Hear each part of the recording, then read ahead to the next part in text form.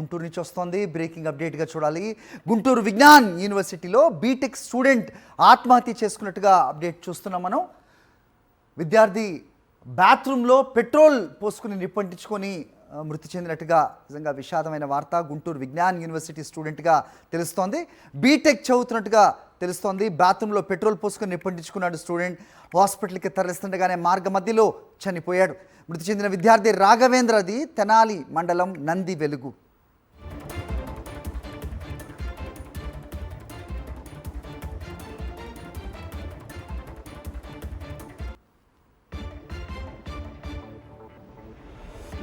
Right, ఘటనపై updates మా correspondent Ashok ఇస్తారు. అశోక్, ఏంటి స్టూడెంట్ ఆత్మహత్యకు కారణం? ఏం చెప్తున్నారు? అతని ఫ్రెండ్స్ ఏమన్నా డివల్వ్ చేస్తున్నారా? అలాగే మేనేజ్మెంట్ ఏమన్నా మాట్లాడుతుందా? కుటుంబ పరిస్థితి ఏంటి? అప్డేట్స్ చెప్పండి.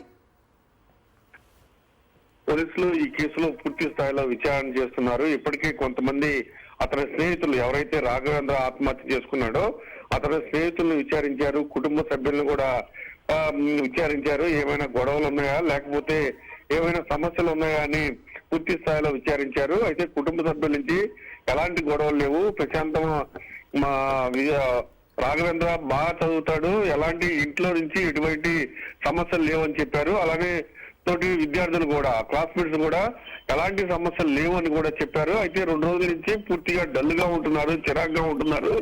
ముందు రోజు పూర్తిగా అతను రాఘవేంద్ర వాడే సెల్ ఫోన్ అతనే పగలగొట్టుకోవడం జరిగింది. నిన్న యూనివర్సిటీకి వచ్చారు. యూనివర్సిటీకి రాగానే స్నేహితులను అడిగి బైక్ తీసుకుని పక్కనే ఉన్న పెట్రోల్ బంక్కి వెళ్లి పెట్రోల్ ఒక బాటిల్లో నింపుకుని దాన్ని బ్యాగ్ లో పెట్టుకుని క్లాస్ కు వచ్చాడు. క్లాస్ కు వచ్చిన తర్వాత 1 అవర్ అయిపోయిన తర్వాత బ్రేక్ ఇచ్చారు. బ్రేక్ ఇచ్చిన తర్వాత ఫ్రెండ్స్ తో నేను ఇప్పుడే వస్తానని బాత్రూమ్ కి వెళ్ళాడు. బాత్రూమ్ కి వెళ్ళి అక్కడ బ్యాగ్ పెట్టి తనతో తెచ్చుకున్న పెట్రోల్ బాటిల్ ఏదైతే ఉందో అది పెట్రోల్ మీద పోసేసుకుని నిప్పంటించుకున్నారు. వెంటనే అక్కడున్న సిబ్బంది అప్రమత్తమై వెంటనే హాస్పిటల్ తీసుకెళ్లారు. అప్పటికే తీవ్ర గాయాలని మార్గ మధ్యంలో హాస్పిటల్కి వెళ్తూనే చనిపోయాడని సిబ్బంది చెబుతూ ఉన్నారు. అయితే దీనిపైన ఇంకా పూర్తి స్థాయిలో విచారణ జరుగుతుంది. కాల్ డేటా పోలీసులు ప్రధానంగా రాఘవేంద్రకు సంబంధించిన కాల్ డేటా తీస్తూ ఉన్నారు.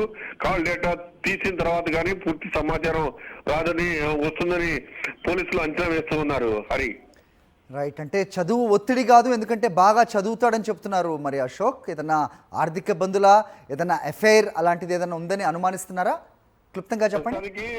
అలాంటి అనుమానాలు వ్యక్తమవుతున్నాయి. ఏమైనా ప్రేమ వ్యవహారం ఉందా, లేకపోతే ఇంకా ఏమైనా కారణాలు ఉన్నాయా అన్న కోణంలో పోలీసులు దర్యాప్తు జరుగుతూ ఉంది. ఓకే అశోక్.